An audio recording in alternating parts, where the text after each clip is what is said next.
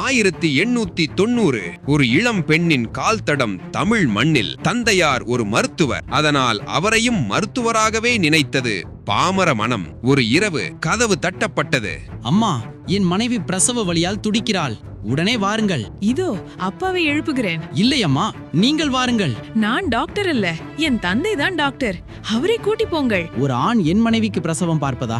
வேண்டாம். அவன் ஓடிச் சென்றான். அதே இரவு இன்னும் 2 பேர். அதே வேண்டுகோள், அதே மறுப்பு.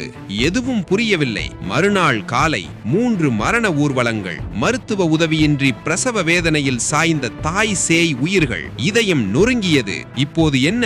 பெண் மருத்துவர் தானே வேண்டும். அந்த நொடியில் ஒரு தீர்மானம். நானே வருகிறேன். அமெரிக்காவில் படிப்பு.